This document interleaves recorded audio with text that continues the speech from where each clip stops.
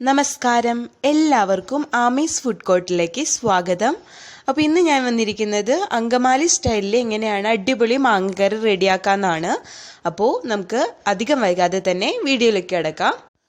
മാങ്ങക്കറി ഉണ്ടാക്കാൻ തുടങ്ങാം. അപ്പോൾ ചട്ടിയിലാണ് കേട്ടോ ഞാൻ ഇന്ന് മാങ്ങക്കറി ഉണ്ടാക്കുന്നത്. അപ്പോൾ ഇതിലേക്ക് ഒരു സവോള ചേർത്ത് കൊടുക്കാം കേട്ടോ. ചെറിയ സവോള നീളത്തിൽ കനം കുറച്ച് അരിഞ്ഞതാണ് കേട്ടോ ഇട്ട് കൊടുത്തിരിക്കുന്നത്. ഒരു ടീസ്പൂണോളം ഇഞ്ചി നീളത്തിൽ അരിഞ്ഞത് ചേർത്ത് കൊടുക്കാം. ഇപ്പോൾ ഞാൻ ഗ്യാസ് ഓൺ ചെയ്തിട്ടില്ല കേട്ടോ. അതേപോലെ തന്നെ 2 വലിയ പച്ചമുളക് നീളത്തിൽ അരിഞ്ഞത് എടുത്തിട്ടുണ്ട്, അത് ഇതിലേക്ക് ഇട്ട് കൊടുക്കാം. 2 തണ്ട് കറിവേപ്പില, നല്ല നാടൻ കറിവേപ്പില ഇതിലേക്ക് ചേർത്ത് കൊടുക്കാം. 1/2 ടീസ്പൂൺ മഞ്ഞൾപ്പൊടിയും ഇതിലേക്ക് ചേർത്ത് കൊടുക്കാം. 1 ടീസ്പൂണോളം മുളക് പൊടി ഇതിലേക്ക് ചേർത്ത് കൊടുക്കാം. അപ്പോൾ അത് ഓരോരുത്തരുടെ എരിവിനനുസരിച്ച് മാറ്റം വരുത്താം കേട്ടോ. അപ്പോൾ നമ്മൾ പച്ചമുളക് ഇതിലേക്ക് ചേർത്ത് കൊടുത്തിട്ടുണ്ട്. അപ്പോൾ അതിൻ്റെ എരിവും കൂടി കണക്കാക്കിയിട്ട് വേണം നമ്മൾ മുളക് പൊടിയും കൂടി ചേർത്ത് കൊടുക്കാൻ വേണ്ടിയിട്ട്. ഇനി ഇതിലേക്ക് മല്ലിപ്പൊടി ചേർത്ത് കൊടുക്കാം. ഞാനിപ്പോൾ ഒരു 1.5 ടീസ്പൂണോളം മല്ലിപ്പൊടി ചേർത്ത് കൊടുക്കുന്നുണ്ട്. അപ്പോൾ മല്ലിപ്പൊടിയുടെ ടേസ്റ്റ് അധികം ഇഷ്ടമല്ലാത്തവരാണെങ്കിൽ കുറച്ച് ചേർത്ത് കൊടുത്താൽ മതി. 1 ടീസ്പൂണോളം പച്ച വെളിച്ചെണ്ണ ഇതിലേക്ക് ചേർത്ത് കൊടുക്കാം. ഇനി ഇതിലേക്ക് ആവശ്യത്തിനുള്ള ഉപ്പും കൂടി ചേർത്ത് കൊടുക്കാം. ഇനി സവാളയൊക്കെ നല്ല പോലെ കൈക്ക് നമുക്ക് തിരുമിയെടുക്കണം, നല്ല പോലെ തിരുമിയെടുക്കാം. അപ്പോൾ നമുക്ക് ഈ മാങ്ങക്കറി 3 രീതിയിൽ വെക്കാം കേട്ടോ. നിങ്ങൾക്ക് വേണമെങ്കിൽ ഇത് സവാളയൊക്കെ ഒന്ന് വെളിച്ചെണ്ണയിൽ വാട്ടിയതിന് ശേഷം, പൊടികളെല്ലാം വാട്ടിയതിന് ശേഷം നമുക്ക് ഇതിലേക്ക് 2ാം പാൽ ചേർത്ത് കൊടുത്തിട്ട് മാങ്ങക്കറി ഉണ്ടാക്കാം. അതല്ലെങ്കിൽ എല്ലാവരും കൂടി ഇതേപോലെ കൂട്ടി തിരുമിയിട്ട് 2ാം പാലും കൂടി ഒഴിച്ചിട്ട് ഒപ്പത്തിന് കറി വയ്ക്കാം. അപ്പോൾ അത് അങ്ങനെ ചെയ്യുമ്പോൾ നമ്മൾ സവാള നല്ല പോലെ കനം കുറച്ച് അരിയും വേണം, അതേപോലെ തന്നെ നല്ല പോലെ ഉടച്ച് കൊടുക്കുകയും വേണം കേട്ടോ. തിരുമ്മി ഉടച്ച് കൊടുക്കണം, അതല്ലെങ്കിൽ വെന്ത് കിട്ടില്ല നമുക്ക്. അപ്പോൾ 3ാമത്തെ രീതി എന്താണെന്ന് വെച്ചാൽ, ഇത് ഇങ്ങനെ തിരുമിയതിന് ശേഷം കുറച്ച് വെള്ളത്തിൽ സവാള ആദ്യം തന്നെ വേവിക്കും. വെന്തതിന് ശേഷം നമ്മൾ ഇതിലേക്ക് 2ാം പാൽ ഒഴിച്ചിട്ട് എടുക്കുകയാണ് ചെയ്യുന്നത്. അപ്പോൾ ഞാനിപ്പോൾ ലാസ്റ്റ് പറഞ്ഞ രീതിയിലാണ് ചെയ്യുന്നത്. അപ്പം നല്ലോണം തിരുമ്മി എടുത്തിട്ടുണ്ട്. അപ്പോൾ ഇതിലേക്ക് കുറച്ച് വെള്ളം ഒഴിച്ചിട്ട് നമുക്ക് സവാള ആദ്യം തന്നെ വേവിച്ചെടുക്കണം. അതേപോലെ തന്നെ ഈ വെള്ളം വറ്റിച്ചെടുക്കുകയും ചെയ്യണം. അപ്പോഴേക്കും തന്നെ നമ്മുടെ സവാള നല്ലപോലെ വെന്ത് കിട്ടുകയും ചെയ്യും. അപ്പോൾ നല്ല പോലെ ഇപ്പോൾ മിക്സ് ചെയ്തെടുത്തിട്ടുണ്ട്. ഇനി ഗ്യാസ് ഓൺ ചെയ്യാം. എന്നിട്ട് നമുക്ക് ഇത് മൂടി വെച്ചിട്ട് നല്ല പോലെ സവാള വേവിച്ചെടുക്കാം. ഇപ്പോൾ ഇതാ സവാളയൊക്കെ നല്ല പോലെ വെന്ത് വന്നിട്ടുണ്ട്. അപ്പോൾ അത് ഇളക്കുമ്പോൾ തന്നെ അറിയാം, ഒട്ടും തന്നെ വെള്ളമില്ല, നല്ല പോലെ വറ്റിയും കിട്ടിയിട്ടുണ്ട് കേട്ടോ. അപ്പോൾ ഈ ഒരു പരുവം മതി. ഇനി അതല്ലെങ്കിൽ കുറച്ചുകൂടി നേരം ഇരിക്കുമ്പോൾ പൊടികളൊക്കെ കരിഞ്ഞു പോകാൻ സാധ്യതയുണ്ട്. ഇനി ഇതിലേക്ക് നമുക്ക് തേങ്ങാപ്പാൽ ചേർത്ത് കൊടുക്കാം, 2ാം പാൽ. അപ്പോൾ ഞാനിപ്പോൾ ഒരു 2 കപ്പ് 2ാം പാൽ എടുത്തിട്ടുണ്ട്, അത് ഇതിലേക്ക് ഒഴിച്ചു കൊടുക്കാം. അപ്പോൾ നിങ്ങൾക്ക് എന്തോരം ചാറ് വേണം അതിനനുസരിച്ച് വേണം കേട്ടോ 2ാം പാൽ നിങ്ങൾക്ക് ഇതിലേക്ക് ചേർത്ത് കൊടുക്കാൻ വേണ്ടിയിട്ട്. അപ്പോൾ നിങ്ങൾ ചേർത്ത് കൊടുക്കുന്ന പാലിൻ്റെ തിക്നെസ് അനുസരിച്ചിരിക്കും കറിയുടെ കൊഴുപ്പ് എന്ന് പറയുന്നത്. അതേപോലെ തന്നെ നമ്മൾ മല്ലിപ്പൊടി ചേർത്ത് കൊടുക്കുമ്പോൾ നമുക്ക് അത്യാവശ്യം തന്നെ കൊഴുപ്പ് കിട്ടും കറിക്ക്. കൂടുതൽ വേണ്ടവർ കൂടുതൽ ചേർത്ത് കൊടുക്കുക, കുറവ് വേണ്ടവർ, അപ്പോൾ ടേസ്റ്റ് ഓരോരുത്തരും വ്യത്യാസപ്പെട്ടിരിക്കും. അപ്പോൾ കുറവ് വേണ്ടവർ കുറവ് ചേർത്ത് കൊടുക്കുക കേട്ടോ. എന്നിട്ട് നല്ല പോലെ അങ്ങ് മിക്സ് ചെയ്യാം. ഈ സമയത്ത് നിങ്ങൾക്ക് ഉപ്പ് കുറവ് തോന്നുകയാണെങ്കിൽ ഉപ്പൊക്കെ ചേർത്ത് കൊടുക്കുക കേട്ടോ. അപ്പോൾ നമുക്ക് ഈ തേങ്ങാപ്പാലൊന്ന് 2ാം പാൽ നമുക്ക് തിളച്ച് വരുമ്പോഴാണ് മാങ്ങ ചേർത്ത് കൊടുക്കാനുള്ളത്. അപ്പോൾ ഇതൊന്ന് തിളച്ച് വരട്ടെ. നമ്മുടെ കറിയിൽ തിളയൊക്കെ വന്ന് തുടങ്ങിയിട്ടുണ്ട്. അപ്പോൾ ഇതിലേക്ക് ഇനി മാങ്ങ ചേർത്ത് കൊടുക്കാം. അപ്പോൾ ഞാനിപ്പോൾ ഒരു ചെറിയ മാങ്ങയാണ് എടുത്തിരിക്കുന്നത്. ഇതുപോലെ ഇത്രയും വലുപ്പത്തിലുള്ള കഷ്ണങ്ങളായിട്ട് എടുത്തിട്ടുണ്ട്, അത് ഇതിലേക്ക് ചേർത്ത് കൊടുക്കാം. അപ്പോൾ മാങ്ങയുടെ പുളി നിങ്ങൾ നോക്കിയിട്ട് വേണ്ടോ ചേർക്കാൻ വേണ്ടിയിട്ട്. ഒരുപാട് പുളിയുള്ള മാങ്ങയാണെങ്കിൽ അതിനനുസരിച്ച് ചേർത്ത് കൊടുക്കുക. അപ്പോൾ ഇതിന് ഞാനെടുത്ത മാങ്ങയ്ക്ക് അത്യാവശ്യത്തിനുള്ള പുളിയുള്ളൂ. അപ്പോൾ നമുക്ക് മാങ്ങയൊക്കെ പെട്ടെന്ന് വെന്ത് കിട്ടും. അപ്പോൾ ഇത് തുറന്നിട്ടിട്ട് തന്നെ നമുക്ക് വേവിച്ചെടുക്കാം കേട്ടോ. അപ്പോൾ ഇത് അങ്ങ് മിക്സ് ചെയ്ത് കൊടുക്കാം. അപ്പോൾ പെട്ടെന്ന് വെന്ത് കിട്ടും. ചിലത് കല്ലമാങ്ങ ആയിരിക്കും, അതേപോലെ തന്നെ തുറന്നിട്ട് വേവിക്കുക. അപ്പോൾ പെട്ടെന്ന് നമുക്ക് അറിയാമല്ലോ, പെട്ടെന്ന് വെന്ത് കിട്ടുന്ന മാങ്ങയാണെങ്കിൽ ഉടയാതെ എടുക്കണം. അപ്പോൾ ഇതൊന്ന് വെന്ത് വരട്ടെ.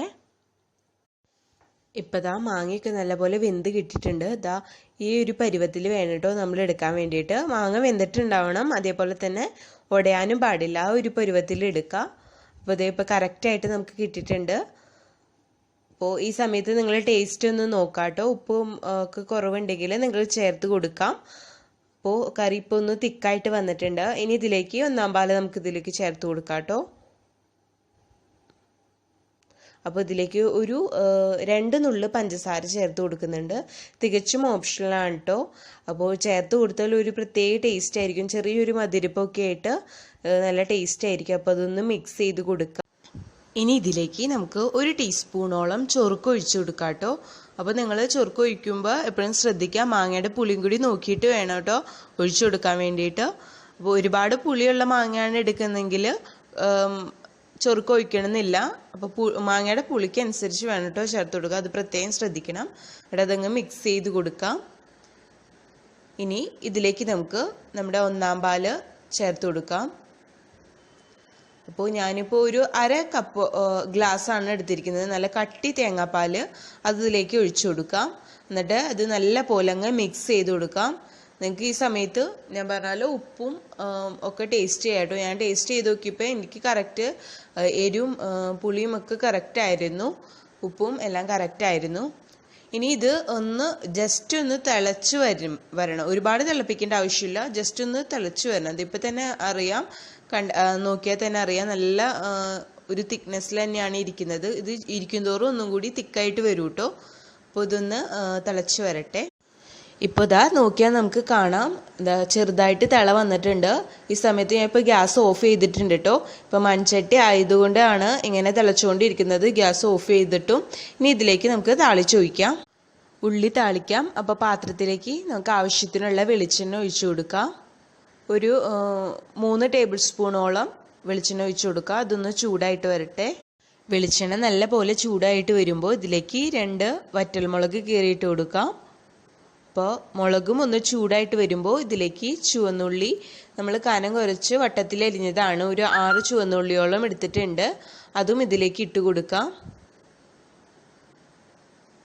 എന്നിട്ട് അത് നല്ല പോലങ്ങ് ഒരു ലൈറ്റ് ഗോൾഡ് നിറാവുന്നത് വരേക്കും ഈ വെളിച്ചെണ്ണയിലിട്ട് താളിക്കാം. അപ്പം അതൊന്ന് കളർ മാറി വരട്ടെ. ഇപ്പം ഇതാ ഉള്ളിയുടെ കളറൊക്കെ നല്ല പോലെ മാറി വന്നിട്ടുണ്ട്. ഇനി ഇതിലേക്ക് ഒരു തണ്ട് കറിവേപ്പില ചേർത്ത് കൊടുക്കാം.